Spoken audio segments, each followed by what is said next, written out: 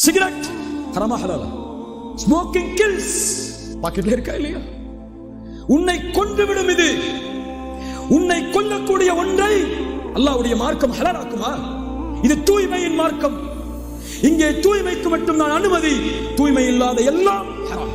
கஞ்சா முஸ்லிமானவன் விற்பனை செய்கிறான், வாங்கி குடிக்கிறான், வாங்கி கொடுக்கிறான். 4வது முறை அவன் மீண்டும் அதை செய்தால் 3 அவகாசத்திற்கு பிறகும் ஒரு முறையும் 40 நாட்களுடைய தொழுகை ஏற்றுக்கொள்ளப்படாது. 40 நாட்களுடைய தொழுகை ஏற்றுக்கொள்ளப்படாது. 40 நாட்களுடைய தொழுகை ஏற்றுக்கொள்ளப்படாது. அதுக்காக தொழாமல் இருக்கணும் அவசியம் இல்லை. அவன் தொழுதாலும் அதற்கு பலன் இல்லை. 4வது முறை மது குடித்தால் இறைவன் அவன் மீது கடமையாக்குவான், நாளை மறுமையில் ரதகத்துல் ஹபால் என்ற நரகவாதிகளின் சீலையும் சலத்தையும் அவனுக்கு குடிக்க கொடுப்பதே. வேண்டுமா ரதகத்துல் ஹபால்? முஸ்லிம் வாலிபர்களே, இல்ல மாஷா அல்லாஹ், எல்லாரையும் பார்த்து கேட்கல, கேளுங்க அவங்கள்ட்ட போய், ரதகத்துல் ஹபால் வேணுமா? அதுவும் அல்லாஹ் கொடுக்கணுமா உங்களுக்கு?